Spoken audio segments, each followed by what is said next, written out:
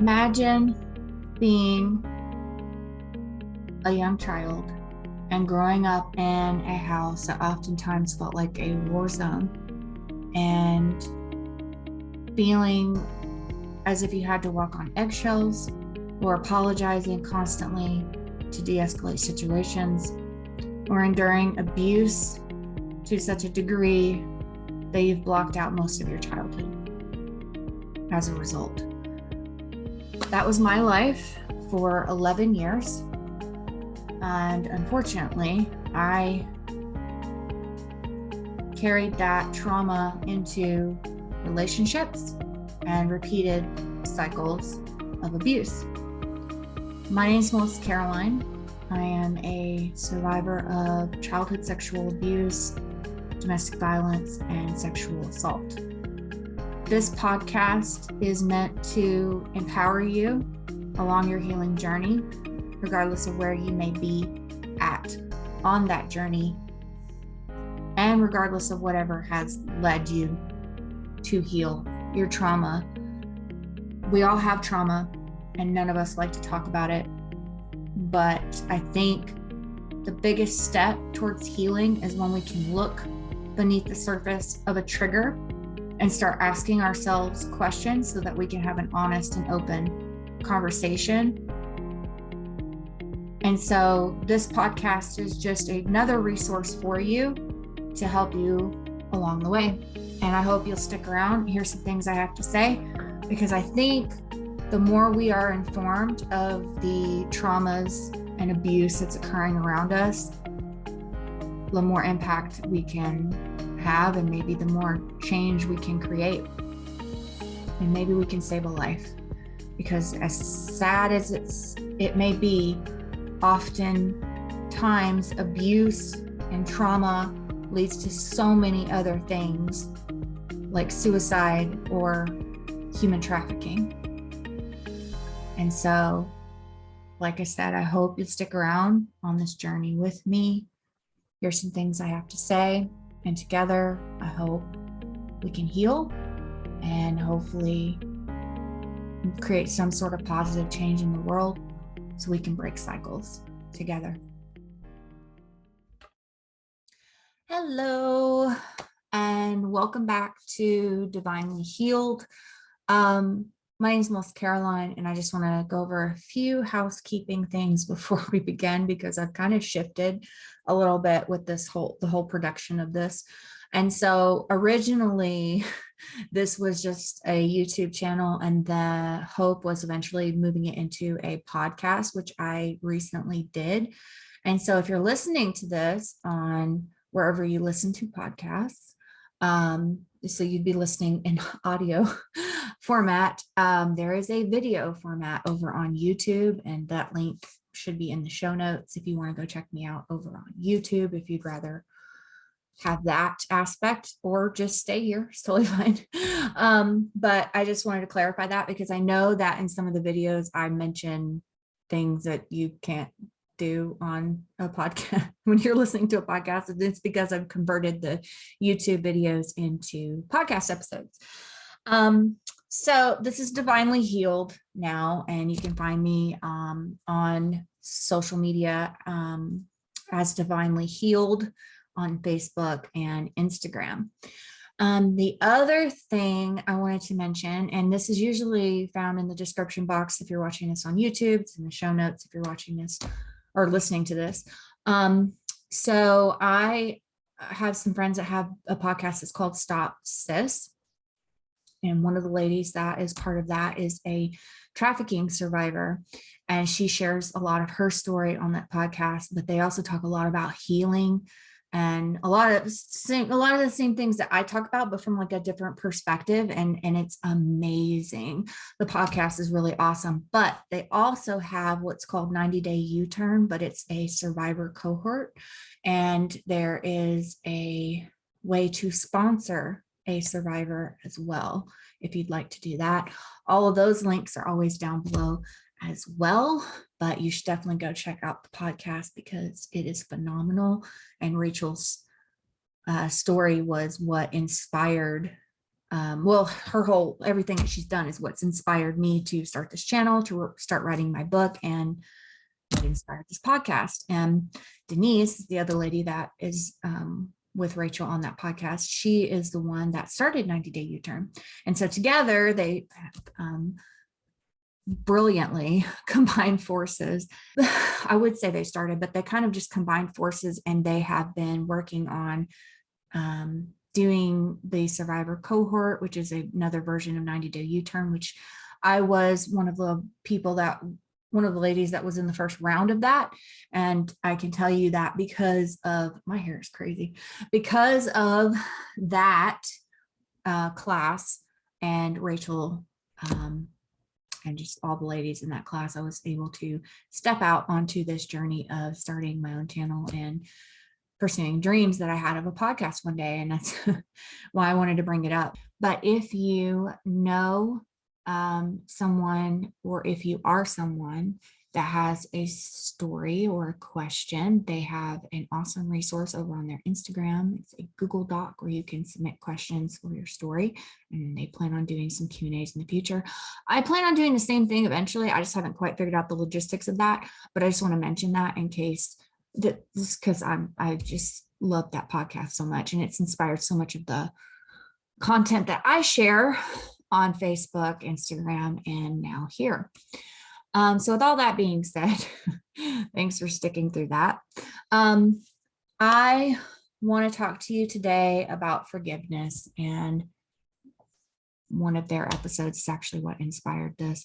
I've talked a little bit about it in previous episodes, but there were so many things that they brought up during that episode that I realized I haven't covered. So I'm going to start from the very beginning and kind of walk you through my forgiveness journey. And just a disclaimer here. On this channel, or on this podcast, we talk a lot about, or I talk a lot about, themes around child abuse, domestic violence, and sexual assault. So abuse and trauma, essentially. If those are easily triggering for you, I would not listen or watch, and click off now. And then I also just want to mention that the only background that I have is my healing journey and the classes and resources that I have found along the way that have helped me grow and heal and move through my trauma in a graceful, sometimes graceful manner. And so I am not a licensed therapist. This is just for information purposes. So take what resonates and leave what does not. It's totally fine. And the thing, especially with today, that we're going to be talking about is I'm going to be talking about how I was able to forgive my abuser. And I know that some trauma survivors are not quite there. And that is okay. It's okay wherever you are at on that journey of forgiveness. I just want you to listen, take what resonates, leave what does not serve you. And that is okay. Okay, this is just me offering you another perspective on the whole forgiveness journey. This is also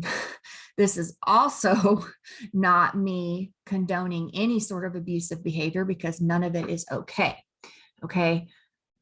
Any abuse done to another human is never okay, and it is not your fault that those things happen to you. And with that being said, I also wanted to mention that trauma doesn't always have to look like abuse. And I don't know why I feel called to say this, but I guess someone needs to hear it.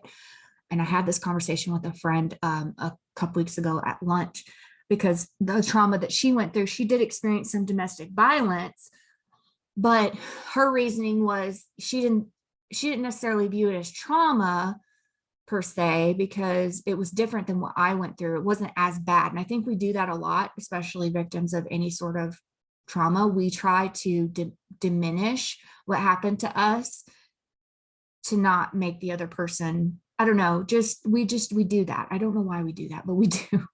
Just a kind of just backstory there. But I want to tell you that trauma is, and this is what I told her, trauma is anything that did not involve the presence of God. And if you don't believe in God, totally fine, then look at it this way. Trauma is the only thing trauma is an experience that did not have any sort of love present, pure love, which we know comes from God. If you're not religious or spiritual, then just love. Okay. Pure, good love is not present in that situation. It's trauma. Okay. So we all have it. And that's the first step, is realizing that it was trauma. And I think it's also important that we don't compare our traumas, because really, honestly, underneath all of it, we are all experiencing pain, and that's our commonality. And that should be what we relate on. There should be no competition on that or diminishing of trauma, because I think it's important that you validate how you feel and never diminish it. So I just want to say that. And I guess let's get into my journey of forgiveness. And we're going to talk about all of it. And I don't know how I'm going to fit this into a 20-minute episode, but we'll see how it goes. It's probably going to be a lot of editing. So let's talk about anger. And I carried a lot of anger for a long time, but there was a lot of sadness there as well. I had suicidal thoughts at the age of 16. I wanted to end my life. I just didn't want to feel anymore because I was feeling too much. And I can tell you, Jesus was and has still to this day been the one thing that has kept me alive. I would say the number one thing. There's other things, obviously, but that's always been the thing that I turn to, even being a spiritual person. And I still believe in that. I still believe in Jesus. My beliefs have never changed. He's been with me ever, the whole time, during all of it, even the abuse. And because there was periods of that abuse that I would zone out, or I would go to a different place. And yeah, it's hard to explain, but there was a lot of anger and sadness and frustration and shame and guilt and fear and all these emotions, and sometimes feeling them all at once, and to such a degree that I just didn't want to feel anymore. And I can remember when I finally moved out, I felt guilt for leaving my sister behind. This healing I'm still working on, because then I found out after a few years later, things got worse for her and there was nothing I could do. And so then feeling completely helpless and then blaming myself, and it's a whole thing. So there's so much behind it that I don't think a lot of us realize. And that's part of my healing. That's part of my inner work, things that I need to work on, things that I need to work through. And that's what I'm doing right now. But I can remember becoming an alcoholic. I used alcohol. I'm so glad I did not get into drugs, but I know so many of us do. And so I understand. But my coping mechanism was alcohol for a few years. I was an alcoholic. I used alcohol to numb myself. And I was usually drinking every single night. And so there was a point where I remember almost getting into a fight with someone. And that's when I was like, okay, this is anger. This is buried stuff. Because I put everything into a box and I was like, I'm just not gonna look at it. Never gonna look at it again. It's just going into a box and we're just gonna pretend that box doesn't exist. So I guess dissociation too played a huge factor. And there just came a point I wasn't showing up as the type of person that I wanted to be in relationships of any kind. I had severe abandonment wounds. And looking back, I know this now, but at the time I wasn't sure why I was getting attached and then getting upset over like little things and feeling abandoned. And these were all my wounds, all my inner child wounds, which I have an episode where I talk about that, and I will link it here if you're watching on YouTube. you're listening on Spotify, it will be episode 3 or 2, I believe. It's called Healing Your Inner Child. I'll talk a little bit about that.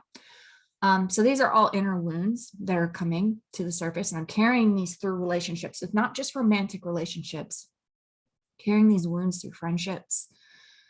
And I really struggled for a long time with relationships because, to be perfectly honest, I didn't know how relationships worked. From the age of, I went to school, like regular school, from like kindergarten to like 5th or 6th grade. And then for the rest of that, I was homeschooled. And when I was homeschooled, I was completely shut out from the outside world. I didn't have any friends. I mean, I had a pen pal, which was my cousin. It was my only connection to the outside world. There was a short, small window of time there where I snuck onto MySpace and created a profile there. And I, because at that point I was working at Sonic and I had friends there, but no one outside of that. I wasn't going out and hanging out with people out after work or after school or any of those things. It was very, very sheltered. And so the only outline, I guess, for relationships that I had were very toxic. I didn't know how relationships worked. And then you pile the abuse on top of that. I had a very warped view of how relationships worked, how healthy relationships worked, I should say, which I'm still learning. And so I remember getting to a point, and I tried self-development at different points in my life. I guess the first step on my healing journey was when I was, I think I was 16, and I picked up the Bible. And I didn't read the whole Bible. Like, I tried to read parts of it, but I had one of those, I don't know which Bible it is, sorry, but I read the one that had the words of Jesus that were highlighted in red. And this is when I know Jesus has been with me this whole time, but for me, my recognition of his presence began when I read the red words in the Bible and this is when I started having conversations with him. And so that really impacted me spiritually. I can remember a couple of instances where I could feel his presence, and that may sound very strange to you if you're not religious or spiritual. I'm sorry if I make you uncomfortable right now, but this is what happened to me. And so I can remember anytime the darkest periods of my depression, the first being when I was 16 and wanted to die. I could feel him sitting next to me, and that may sound crazy to you, but that is what saved me, because and it wasn't a voice that I heard or anything. It was more just like a knowing that if I did this, the person that I would be hurting was my mom. And that's why I chose not to end my life. And so I couldn't do that to her. And I'm glad that I didn't, because honestly, me showing up in this world, I deserve to take up space in this world, and so do you. You deserve to take up space. And I'm sorry if anyone has ever told you that you don't. They're wrong. Okay, we deserve to take up space. But that was I guess, kind of the beginning of that whole spiritual journey. I feel like was reading that. And it's weird to put spirituality with religion, but I don't like to label things. I really don't. I think it's all part of my unique journey of processing things. And my hope is that someone out there has probably had a similar experience, and maybe you can relate. So that was the beginning of my spiritual journey. And, along the way, I remember in my 20s doing some sort of self-development, which the catalyst for some of that I mentioned in another episode was a class that I took in college, a psychology 101 class, when they had a speaker come and talk to us about grooming. And so it was like someone handing me a missing puzzle piece and explaining to me what had happened and how methodical it had been, was traumatizing. But and another aspect of that, I'm glad to have heard it. I don't know if glad's the right word, but it was something I think I needed to hear to understand what had happened to me. And because I feel like that's part of forgiveness, is understanding, right? So um, the other aspect of this is I had known, I don't know what age I found out, but I had known that my abuser had been abused as a child, by his mother, and also by a, an older woman that lived in his neighborhood. And what's interesting is he didn't view this older woman as abusing him, but it was abuse because he was a minor and she was an adult. So I knew about these things, and then, I verified, his sister had verified them, so I know they were accurate portrayals of the abuse that he had gone through. And it's so weird to be a victim of someone that's abusing you, and then them telling you what happened to them was such a I don't know if there's even a word that describes how messed up that conversation is to have with someone, because looking back on it, I'm thinking, okay, because my perspective on this whole thing is like, even though you did this to me, I'm never going to do this to someone else. But his perspective was, someone did this to me, and this is why I'm doing it to you. Kind of, this is how the world works, I guess, in his reality, not mine. And so that was just, I think just, I don't even know. I don't know. But I knew of his abuse. And so that was just another piece to forgiveness. Just want to offer that to you. So the story is coming together in a way on this journey of forgiveness. And it's like I'm gathering information and taking things in. And so I can remember knowing that, fast forward, going my psychology class and learning what grooming was and what had happened to me, and then doing self-development and things along the way. I found Joyce Myers, I believe is her name. I am terrible with names. I can remember faces, but I am the worst when it comes to names. So I believe her name is Joyce Myers. I'll leave her link down below. I watched one of her sermons where she talks about forgiving her dad for the childhood sexual abuse that she endured. And her story was so similar to mine. It's crazy. And which is why I'm sharing my story with you, is in hopes that it impacts you in some way, because Joyce did that for me.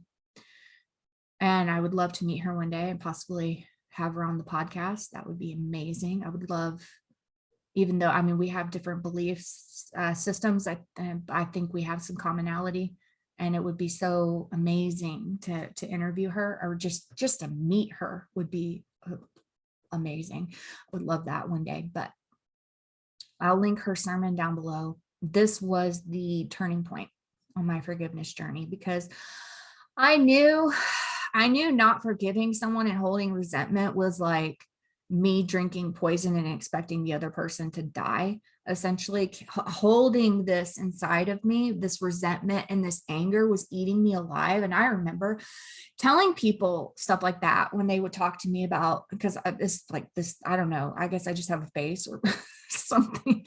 I'm an empath too. So people come to me a lot and share their things, and they talk to me about their problems, and I listen and I offer advice. And I can remember telling people, you have to forgive her, that's going to eat you alive. Even in the midst of me not being able to forgive my stepfather for what had happened to me. I can remember having this revelation of, wait a second, like maybe you should take some of your own advice. Easier said than done, because you are so angry about what happened to you, and you feel as if something was stolen. And I can remember the anger that I carried with me was feeling as if someone had stolen my innocence so early in my life that I didn't get to fully experience just being a kid, And I think that was the biggest thing for me. And later it was, I wonder what kind of person I would have been if it hadn't happened to me. But then now I know I can still become that best version of myself, maybe, I mean, we're never going to become like the, we're always evolving, always growing and trying to hit our highest potential. But I still think I can get there. It's just I've had more hurdles along the way. And I think that's true for you too. And and so that's, I guess, me taking my power back in a way and saying, no, I can still be who I was meant to be in this reality. The abuse was just some extra hurdles along the way. And so I hope that resonates with you. If it doesn't, it's totally fine. But that's my perspective now. But I found Joyce Myers on YouTube, and I don't even remember. No, I found her on Facebook. That's what it was. I don't even remember how I found her.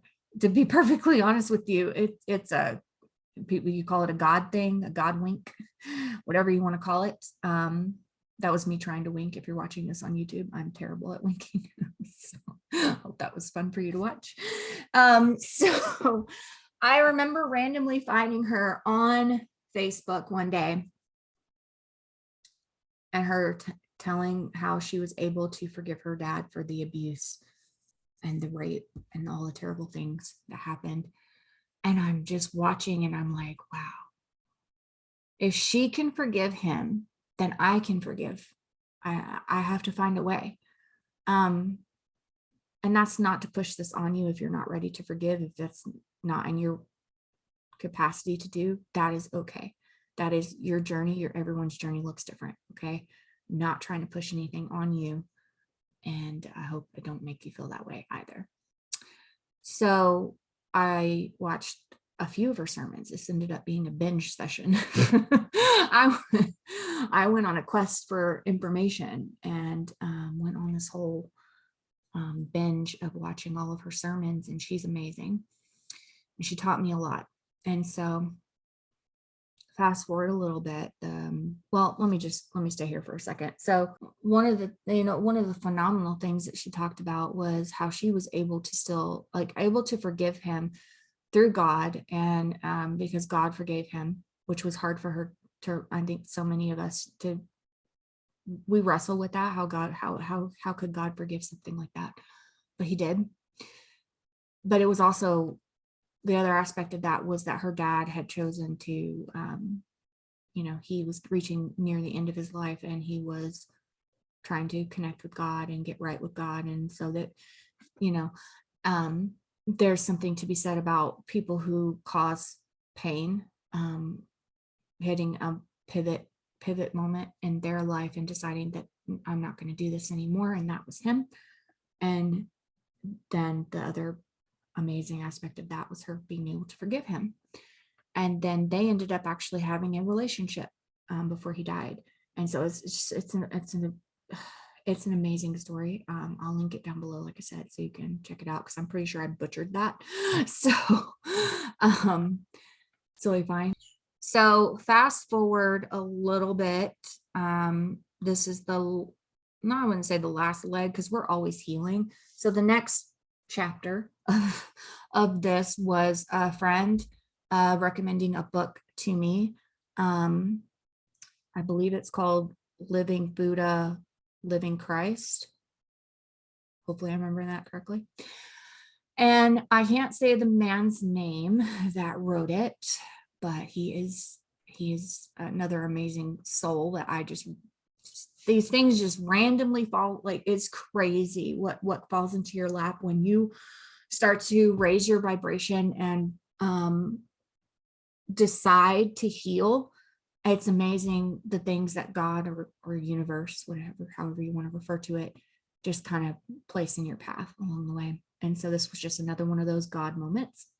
Someone gave me a book, and I didn't know he was going to be talking about trauma. He has another book too that I'll link as well, where he talks about this. But amazing. I cried first of all, and because at this point, and this was just this year when I read this book, so that just goes to show you that healing is it's constant. And so when I was reading the book, I didn't know.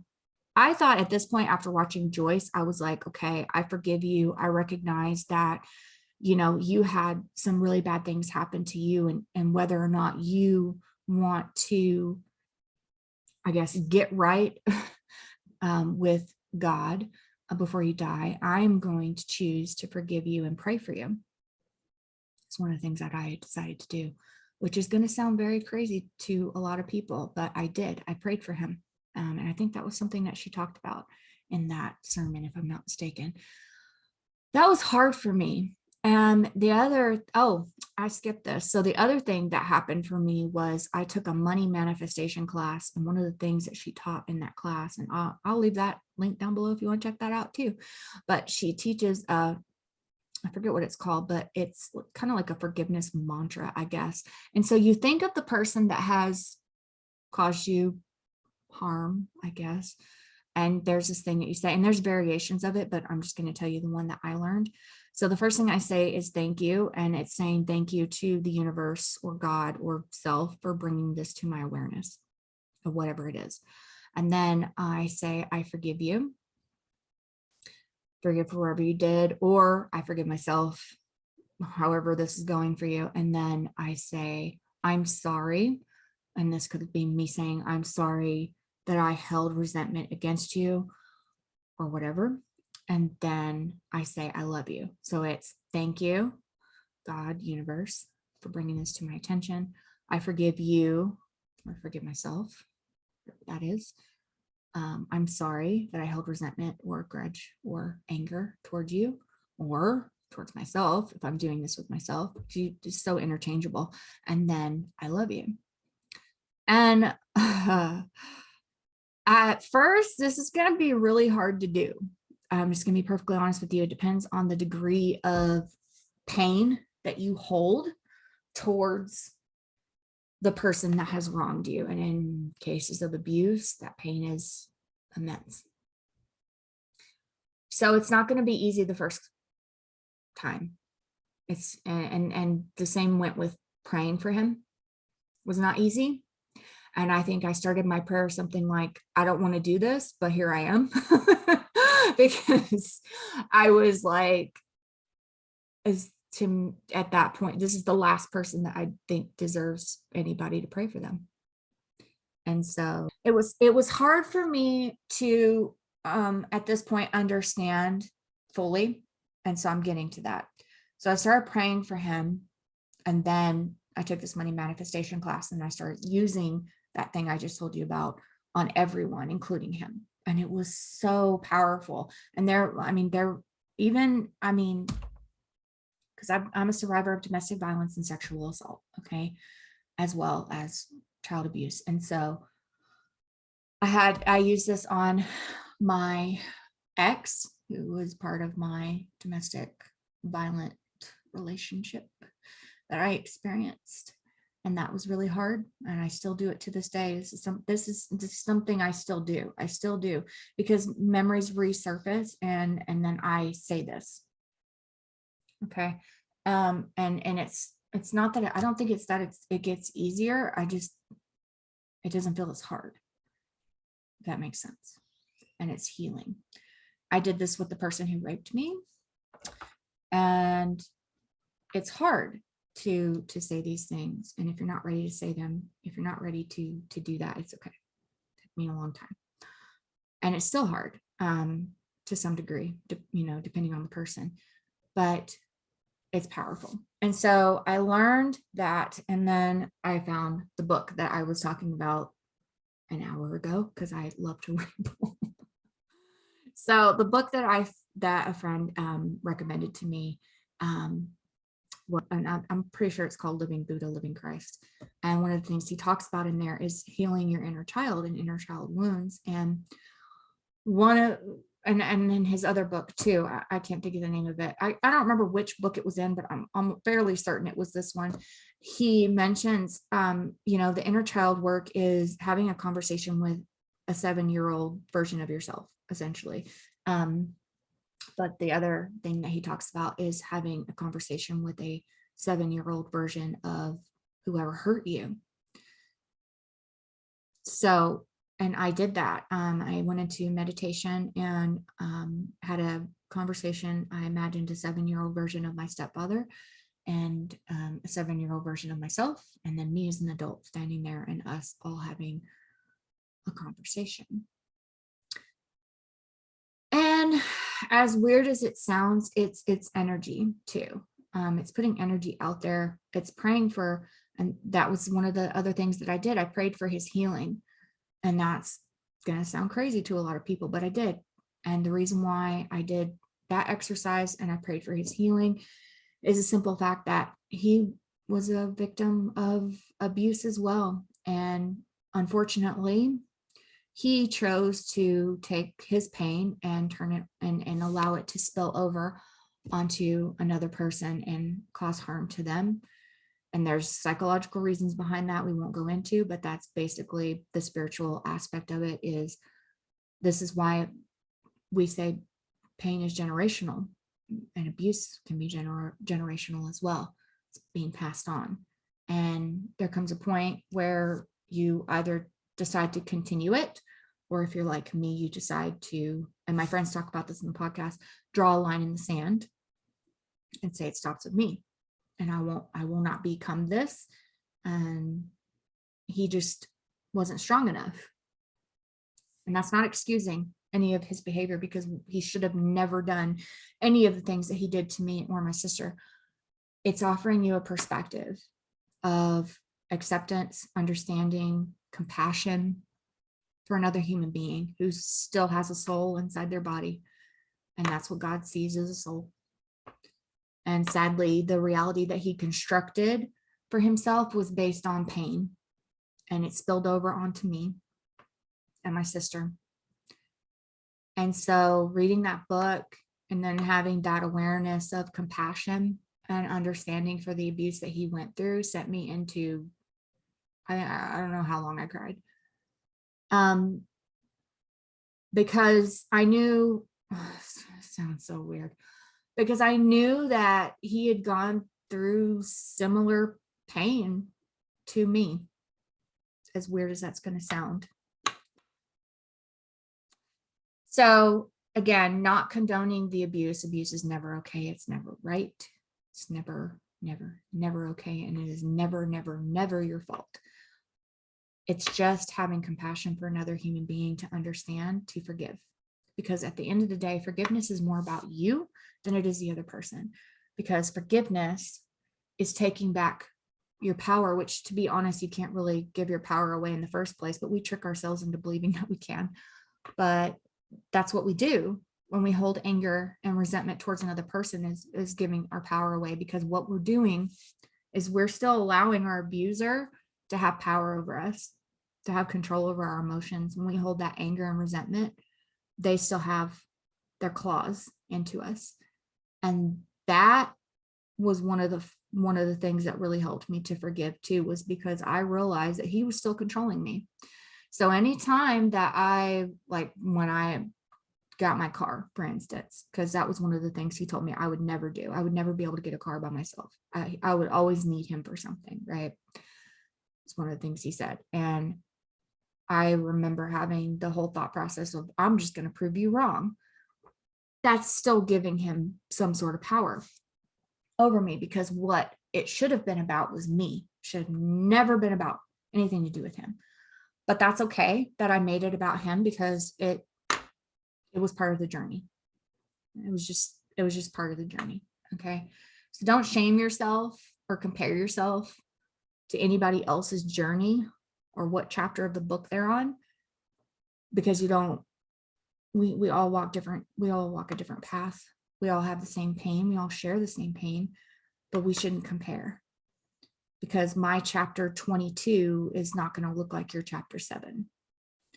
And it's okay that it doesn't, because what's really cool is as you move through your healing journey, there's going to be different perspectives and different things that you find along the way that maybe I don't know about, or maybe someone else doesn't know about, that you can bring to the table. And I think when we start looking beneath the surface of triggers and asking questions and doing the work and healing and going along the path, we're going to all have different experiences, different perspectives, gather different resources. And then if we decide that we want to start sharing our story and talking about it like I'm doing right now, we can bring a different perspective to the table and offer help to someone out there right now who was where you used to be or where I used to be. And it's a beautiful thing. Okay. So I just want to mention that. But that was the last, most recent thing, I guess, on this forgiveness journey, was having that conversation with him. I know some people write letters. I don't know that I wrote a letter per se to him. I've mostly just had conversations with him. I can remember having dreams of him, but then I've done therapy. I've done therapy sessions. This is really a bad, okay, let's start over. I've done therapy sessions where they have guided me through hypnosis to a memory and had me show up as my adult self for my younger self to be that adult that I needed in that situation.